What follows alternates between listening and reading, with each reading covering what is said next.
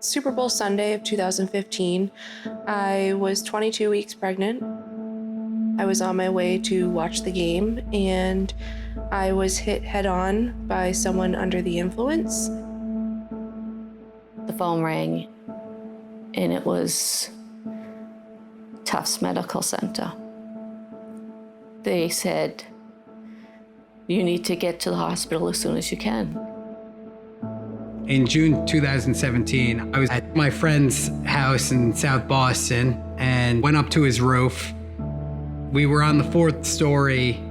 I was backing up, tripped over a chimney and fell 40 feet, landed on my wrists and my face. They took me to Tufts Medical Center. You can't predict trauma. When patients are in major accidents, they don't get to choose where they're going to go. The reason that this went so well with Pat is because he came to a super trauma center. He's alive because he came to Tufts. I'm thankful they took her there. They took her there for a reason.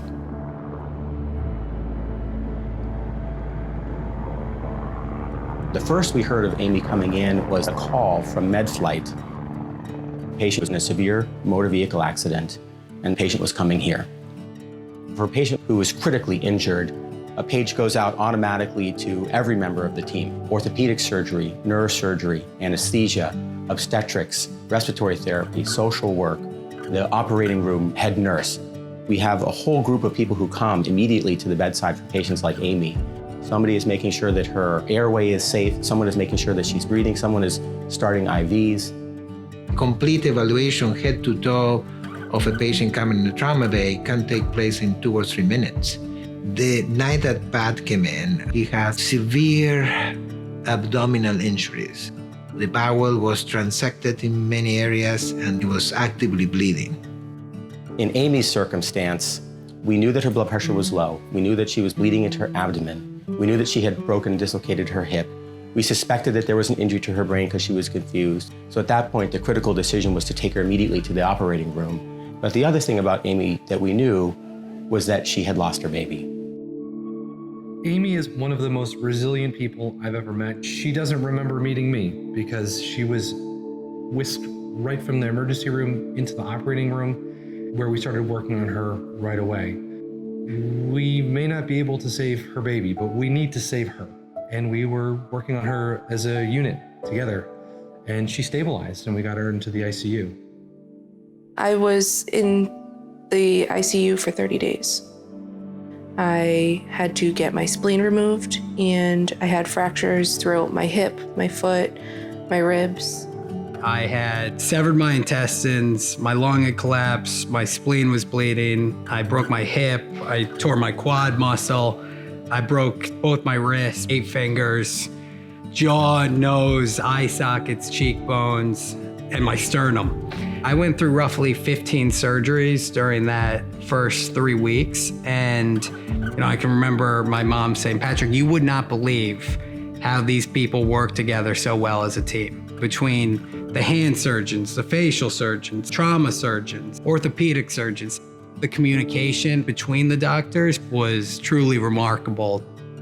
The night that Patrick fell, the Barnstable police knocked on our door, and they told me that my son had been in an accident and that he had fallen off a roof.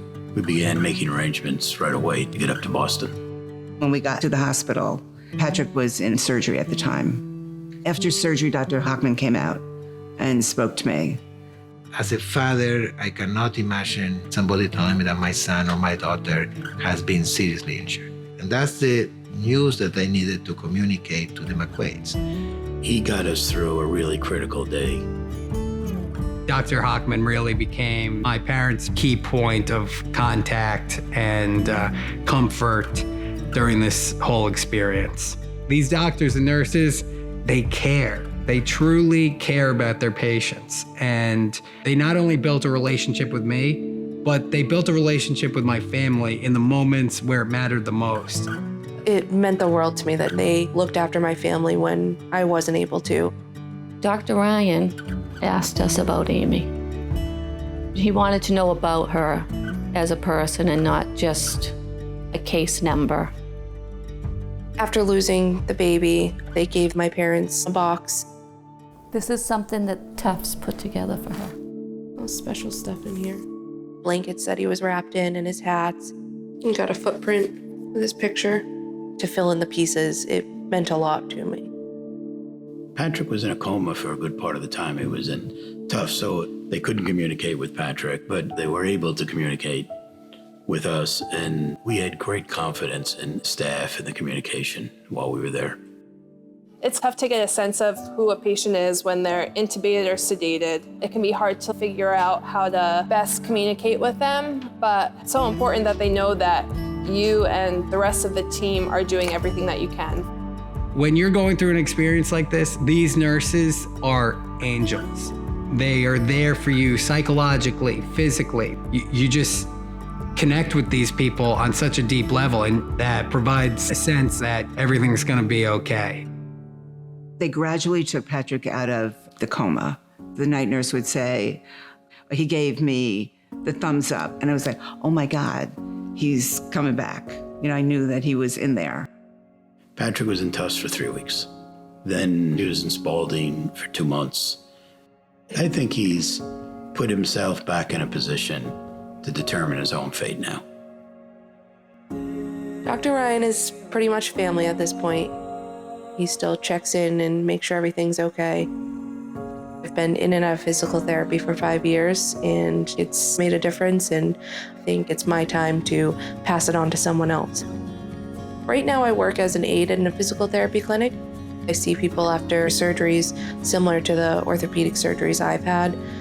Given what Amy's gone through, her being inspired to be a part of someone else's recovery is invaluable. She's going to be a superstar. Life knocks you down, you always get up one more time and keep going. We're just thankful she's here. Dr. Hockman told my parents that if he survives, he will go on to a full recovery. And I have. I truly have. You have to have the extremely strong will to overcome things the way he did.